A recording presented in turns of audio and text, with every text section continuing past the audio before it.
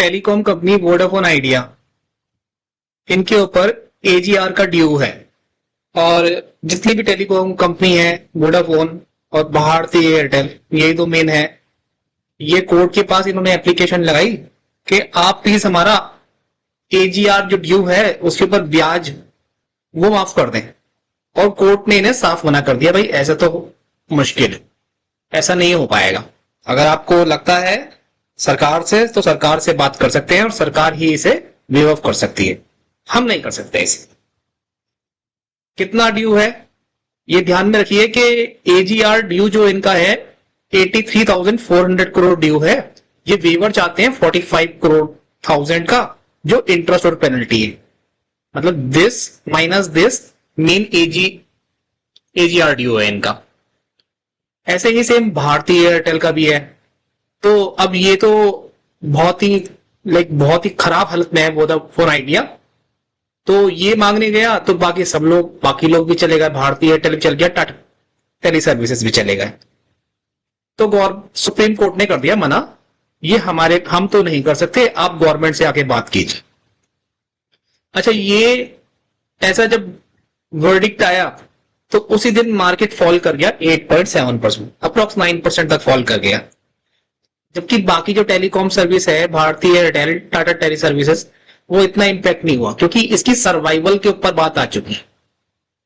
Vodafone idea ने कह दिया है, देखिए अब इनकी जो आपको ऊपर दिखाया है कितना, जो इनका 83,400 करोड़ जो है, अब इनकी किस्तें देने का टाइम आ चुका है। अब इनकी पहली किस्त जो बन रही थी वो 18,000 करोड़ की बन रही है और सितंबर 25 के बाद से पे करनी होगी। लेकिन ये कहते हैं भाई हमारा ऑपरेशनल कैश फ्लो, कामकाजी हमारा जो कैश कलेक्शन है वो बहुत कम है, इसका आधा है करीब।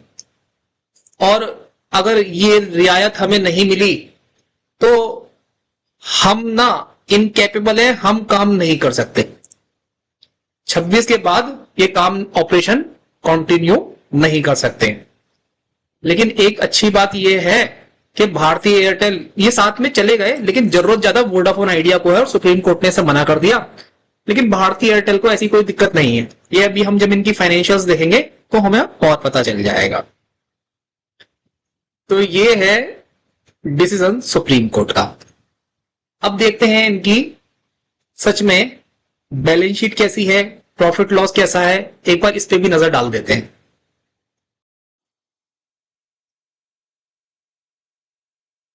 ये आ गई है वोडाफोन आइडिया का। अब देखते हैं वोडाफोन आइडिया का मार्केट कैप कितना है। मार्केट कैप है इसका 73,000 CR। अब करंट प्राइस है इसका 6.76, मतलब ₹6.75 है इसका प्राइस, और हाई जा चुका है 20 रुपए। तो ये काफी टूट चुका है। अगर हम इसका चार्ट देखें, चार्ट में इसकी क्या हालत है, तो चार्ट में इसकी हालत अगर आप देखेंगे, सीधे 5 साल का उठा लेते हैं, तो अगर आप देख रहे हैं यहां से 15 के बाद ये स्टॉक रुका नहीं है। एक टाइम पे 110 रुपए का शेयर था और उसके बाद आते आते आते आते ये स्टॉक जो है 7 रुपए का रह गया है, ₹6.75 का रह गया है। तो इसकी हालत बहुत टाइट है। और इससे किसी ने कोई पैसा भी, इसके इन्वेस्टर ने अगर किसी ने गलती से यहां पे ले लिया होता ये शेयर, तो उसके लेने के देने हो जाते और ये उसे मैसिव लॉस देके दे रहा है अभी। तो आप मेरे को बताइए, अगर किसी ने ये शेयर ले रखा है और कौन कितने लॉस पे है, या अगर कोई इस पे प्रॉफिट बना रहा है तो प्लीज कमेंट करके मेरे को बताइए। अच्छा, यहां के बाद हम जाते हैं प्रॉफिट लॉस देख लेते हैं इसका। अगर प्रॉफिट लॉस में देखेंगे, रेवेन्यू की हालत देखेंगे, तो देखिए रेवेन्यू पहले 22-13 से देख रहे हैं, 26, 31, 35, 35, 28, 37, 44, 41, 38, 42, 42, 43। और ऑपरेटिंग प्रॉफिट मार्जिन भी देख लेते हैं, तो ऑपरेटिंग प्रॉफिट मार्जिन यहां से भी ठीक लग रहा है। आगे देखते हैं कि जो ये वाली फिगर है नेट प्रॉफिट का क्या हिसाब किताब है। अब देखिए 13 में प्रॉफिटेबल बिजनेस था, 14 में प्रॉफिटेबल था, 15 में प्रॉफिटेबल था, 16 में प्रॉफिटेबल था, 17 में लॉस में स्टार्ट हो गया, उल्टी गिनती चालू हो गई इसकी। पहले 400 का लॉस था, फिर 4168 करोड़ की फिगर है, लॉस बढ़ गया, फिर 14,000, फिर 73,000, फिर 44,000, 28,000, 29,000, 31,000, 27,000। तो ये कंपनी प्रॉफिट नहीं कमा रही है। कब से नहीं कमा रही है? 2017 से नहीं कमा रही है।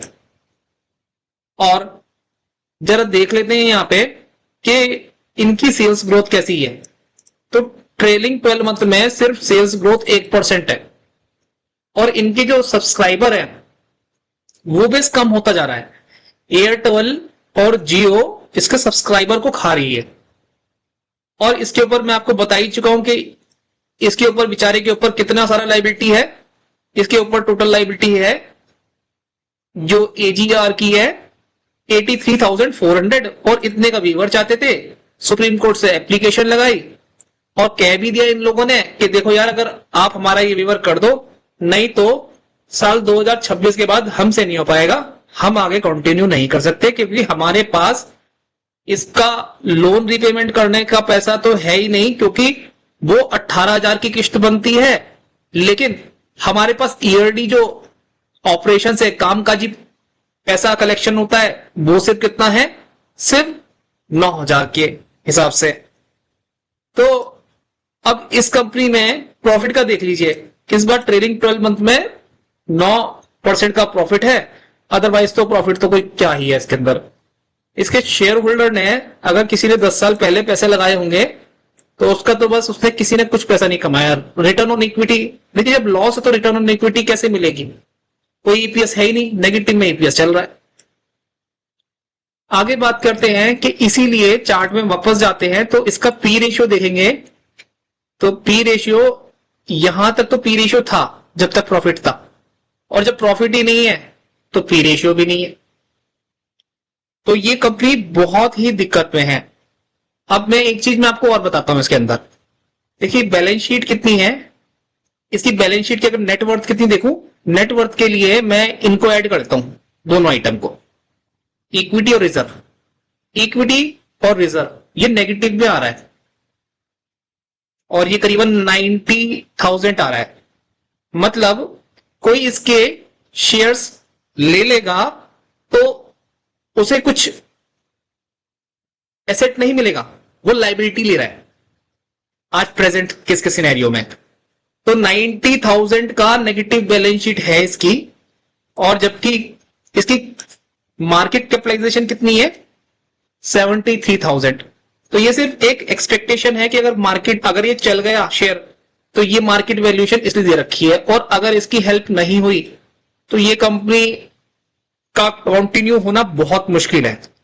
और आप देख ही चुके, शेयर होल्डर को तो कुछ पैसा कमा के इसने दिया है ही नहीं पिछले 10 साल के अंदर। अब कैश फ्लो में भी इसकी हालत बड़ी टाइट है, कभी नेगेटिव है कभी पॉजिटिव है, अब भी नेगेटिव है। तो अब इसके बारे में आप खुद ही समझ जाइए क्या स्टेटस है इसका। अच्छा, एक टाइम पे शेयर होल्डिंग की बात करते हैं तो 75% प्रमोटर की शेयर होल्डिंग थी, तो आज घट घट के 25% हो गई। ये आदित्य बिरला इनके मतलब आइडिया के जो थे प्रमोटर थे, तो उन्होंने उठा के इसे सरकार को अपनी होल्डिंग सरेंडर कर दी थी, क्योंकि एजीआर का इतना ड्यू हो गया वो नहीं पे कर पा रहे, और वोडाफोन जो ब्रिटिश कंपनी है वो भी इसकी हेल्प नहीं कर रही है। अब क्योंकि मार्केट में 3 प्लेयर रह गए थे, जब काफी सारी फाइट हो गई जियो आने के बाद, एक तो एयरटेल रह गया था, एक वोडाफोन रह गया था, तो मार्केट में सिर्फ 3 प्लेयर है। तो गवर्नमेंट ने, ऐसा नहीं है इसकी हेल्प नहीं करी थी, गवर्नमेंट ने इसकी हेल्प करी थी, और करीबन इसकी 35,000 करोड़ का जो ड्यू था मार्च के अंदर, उसको इक्विटी में कन्वर्ट कर दिया था।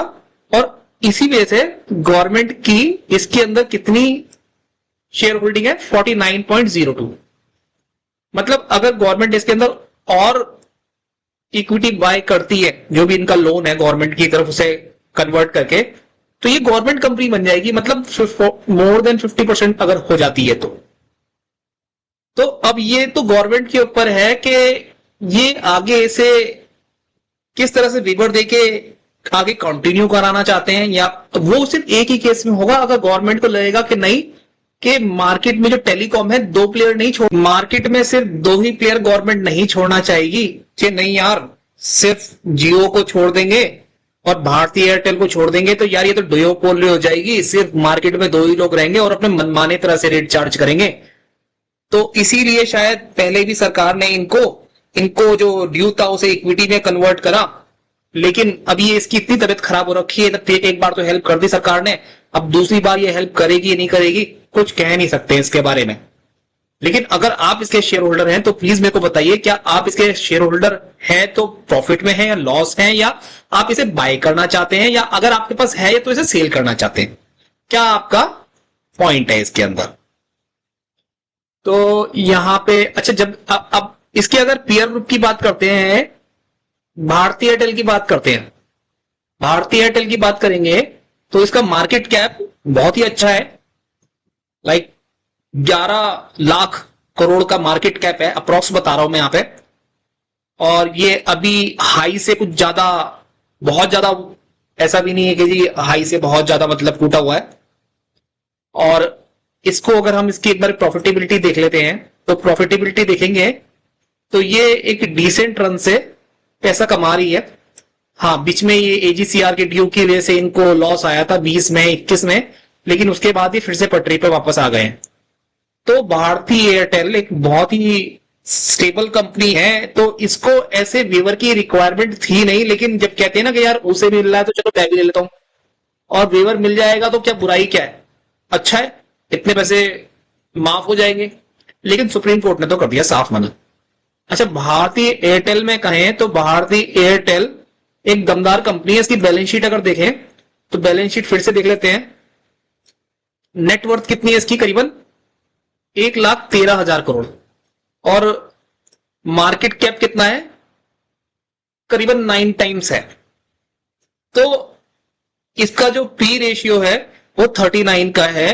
तो मान के चलिए इसमें लो मार्केट को भविष्य दिख रहा है कि हाँ ठीक है, और डेट टू इक्विटी भी ज्यादा नहीं है, और पैसा भी कमा रहे हैं ये, और इसकी हालत बहुत बढ़िया है एज कंपेयर टू वोडाफोन। तो आप बताइए किसके पास भारतीय एयरटेल है और वोडाफोन नहीं है। एक बार शेयर होल्डिंग पैटर्न भी देख लेते हैं। शेयर जो प्रमोटर्स हैं, प्रमोटर्स ने अपनी होल्डिंग कम करी है, लेकिन इतनी भी कोई खास कम नहीं करी, छोटी मोटी ट्रिम करा है 1-8% का। गवर्नमेंट की कोई होल्डिंग नहीं है। और एफआईआई ने देखिए अब ये कंपनी में यहां स्टेक बढ़ता जा रहा है। ये देखिए पहले 18 था और यहां से 25 हो गया है। डीआई भी अच्छा, मतलब एफआईआई और डीआईआई का काफी अच्छा इसके ऊपर विश्वास है, इसलिए इस पे होल्डिंग है। पब्लिक देख लीजिए, पब्लिक स्टेक घटा रही है। अब जरा देखते हैं वोडाफोन आइडिया में जाके देख लेते हैं कि वोडाफोन आइडिया के अंदर क्या स्टेटस है। देख, अच्छी कंपनी के अंदर शेयर होल्डिंग। अब देखिए पब्लिक देखते हैं, ये देखिए। अच्छा, क्या पब्लिक ने तो यहां पे भी समझदारी कर रखी है, इन्होंने भी अपना स्टेक घटाया, या फिर मतलब 23% से 15% हो गया है, गवर्नमेंट ने बाय करा है। और हाँ, लेकिन ये एक जो बात अगर आप देखेंगे ना, ये एफआईआई कंटिन्यूअसली अपने स्टेक घटा रहे हैं। यहां से अगर देखेंगे 12, 10 और 7 पे आ गए। और यहां डीआईआई की बात करें तो डीआईआई ने भी स्टेक घटाया है, लेकिन अगर मैं कहूं तो इसमें जो मेजोरिटी ऑफ किसके पास है, ये कंपनी के शेयर्स पब्लिक के पास है, और गवर्नमेंट तो इसके अंदर 49% लेके बैठी है, और प्रोमोटर बेचारे अपना सारा माल चिपका के बहुत कम लेके बैठे। तो अगर आपको वीडियो अच्छी लगी तो प्लीज कमेंट कीजिए, बताइए। मिलते हैं एक बार फिर किसी और वीडियो के साथ। Thank you so much.